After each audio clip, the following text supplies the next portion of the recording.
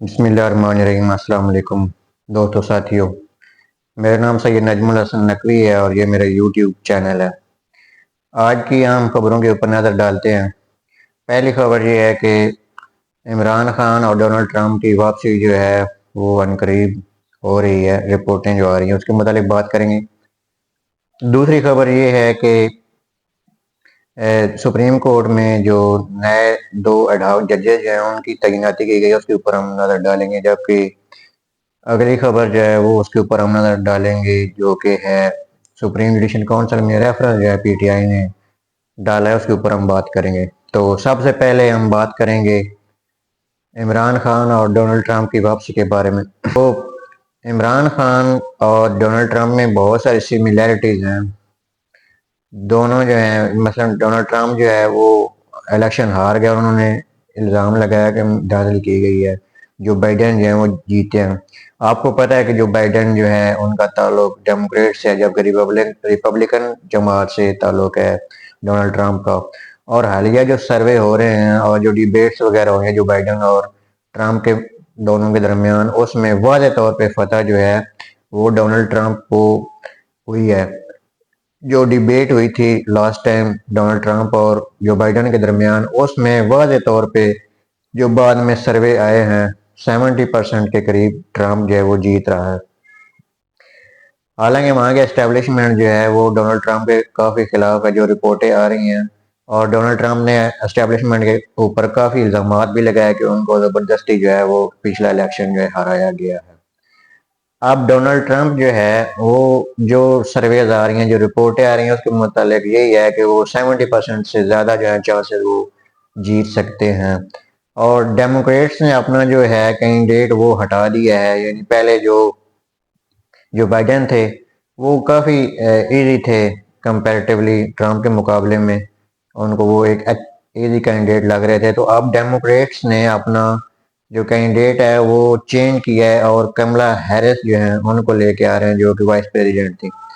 तो अब जो है मुकाबला वो इतना जो है आसान भी नहीं है ट्रंप के लिए, लेकिन बहरहाल सर्वे यही कह रहे हैं कि ट्रंप जो है इजीली जीत जाएगा। दूसरी तरफ इमरान खान जो है वो उनको तकरीबन 1 साल हो गया जेल में। तो अब रिपोर्टें जो हैं वो यही आ रही हैं कि वो किसी भी वक्त रिहा हो सकते हैं, बशर्ते कि जजेस जो हैं और अदालतें जो हैं वो उनके फैसलों के ऊपर डिपेंड करता है।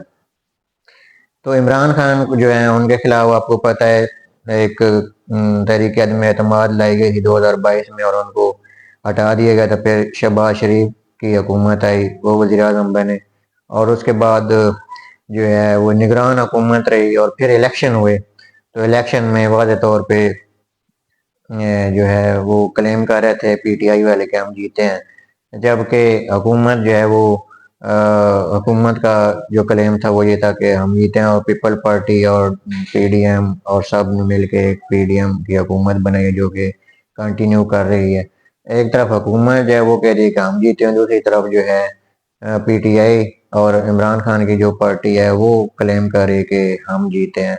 तो अब दोनों जो है डोनाल्ड ट्रंप और इमरान खान दोनों के दरमियान जो है वो सिमिलरिटीज हैं और दोनों की वापसी का जो है वो चांसेस बनते हुए दिखाई दे रहे हैं। अब हतमी तौर पर ये नहीं कहा जा सकता कि इमरान खान कब वापस आएंगे, लेकिन बहरहाल जो सर्वेज हैं वो यही बता रहे हैं कि इमरान खान जल्द जो है वो रिहा हो जाएंगे। और चूंकि उनके केसेस लगे हुए अदालतों में, तो वो तमाम केसेस जो है उनसे बरी हो जाएंगे और इस साल के एंड तक एक अंदाजा है।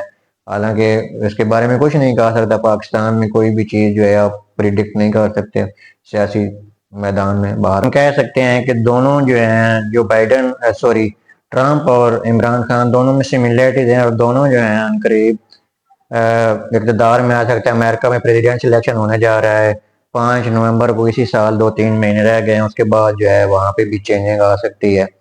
और दूसरी तरफ जो है इमरान खान के ट्रंप के साथ अच्छे ताल्लुकात भी हैं और दोनों आलमोस्ट एक ही तरह के हुक्मरान हैं। दोनों की नेचर जो है वो मिलती जुलती है।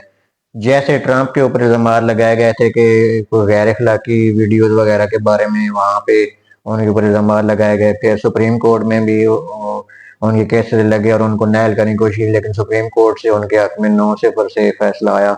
और अब जो है वो बहुत तकड़ा उम्मीदवार है रिपब्लिकन की तरफ से और उनके मुकाबले में नया कैंडिडेट जो है वो लाया गया। अब देखते हैं कि वहां पे क्या होता है। दूसरी तरफ पाकिस्तान में जो है वो पीटीआई जो है वो क्लेम कर दिया कि हमारी सीटें वापस मिलनी चाहिए जो कि हमसे छीनी गई हैं, या फिर फ्रेश इलेक्शन जो होने चाहिए। अब हुकूमत ने मुज़ाकरात की पेशकश की है और उसके ऊपर बातचीत हो रही है। Let's see what's happen.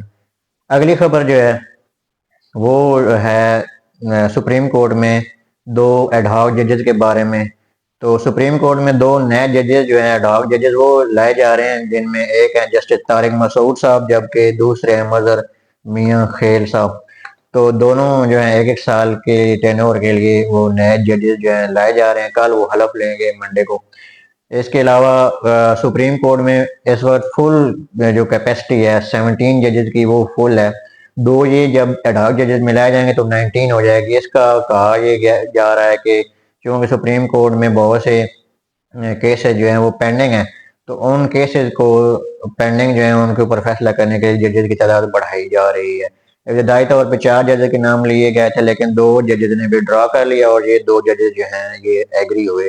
तो ये अब सुप्रीम कोर्ट जो है उसकी तादाद जजों की 19 हो जाएगी। आज की तीसरी बड़ी खबर जो है वो है सुप्रीम जुडिशल काउंसिल में पीटीआई की तरफ से एक रेफरेंस दायर किया गया। एक तो इस्लामाबाद हाई कोर्ट के जस्टिस आमिर फारूक के खिलाफ, और दूसरे हैं चीफ इलेक्शन कमिश्नर और बाकी जो उनके अंडर जो 4 सूबाई चीफ इलेक्शन कमिश्नर हैं उनके खिलाफ। पीटीआई ने उनके ऊपर जो इल्जाम लगाए हैं वो ये है कि जस्टिस आमिर फारूक साहब जो हैं उन्होंने जानबूझ के इमरान खान के केसेस जो है उन्होंने डिले किया है, और ख़ास करके टेरियन वाइट का जो केस था वो बनता ही नहीं था, और साथी जजेस ने भी उनसे इख्तलाफ किया था, लेकिन उन्होंने वो केसेस जो हैं दोबारा शुरू करने का कहा और इसके अलावा उसको दबा के रखा है। इसके अलावा बाकी जो केसेस हैं जो जैसी उमर आमिर फारूक साहब के पास आते हैं तो वो उनको दबा लेते हैं या डिले करते हैं, तो इसलिए उनके खिलाफ रेफरेंस डाला गया है ताकि आइंदा जो है वो इमरान खान के खिलाफ कोई केस ना सुने। अब देखते हैं कि आमिर फारूक साहब का क्या रिएक्शन होता है, क्योंकि अगर किसी जज के खिलाफ आपने कंप्लेन करनी हो या किसी जज को हटाना तो उसका तरीकाकार ये है कि उसके खिलाफ सुप्रीम जुडिशल काउंसिल में केस फाइल किया जाता है। सुप्रीम जुडिशल काउंसिल में जो है इस वक्त जजेस की तादाद 5 है, जिसमें जस्टिस काजी फैजी शाह साहब होंगे और उसके बाद सीनियर मोस्ट जज मंसूर अली शाह, उसके बाद जस्टिस मुनीब अख्तर और 2 हाई कोर्ट के चीफ जस्टिस होंगे। चूंकि आमिर फारूक साहब उसके मेंबर हैं, लेकिन इनके खिलाफ अगर रेफरेंस आया है तो अब ये उसके अंदर नहीं बैठेंगे, तो फिर किसी और कोर्ट यानी सिंध हाई कोर्ट या लाहौर हाई कोर्ट या पेशावर हाई कोर्ट से कोई सीनियर जो उनका चीफ जस्टिस है वो लिया जा सकता है। तो 5 जजेस होंगे इसमें।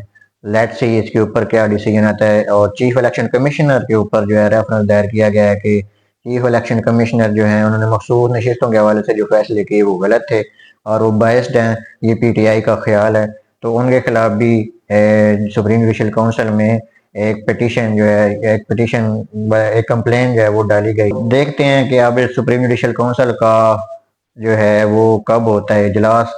आपसे रिक्वेस्ट है कि आप मेरे चैनल को सब्सक्राइब करें और शेयर करें ताकि ज़्यादा से ज़्यादा लोगों के पास ये इंफॉर्मेशन जाए और ज़्यादा से ज़्यादा लोग मुस्तफ़ीद हो सकें। इसके अलावा कमेंट्स में अपनी राय ज़रूर दीजिएगा। आपका बहुत बहुत शुक्रिया।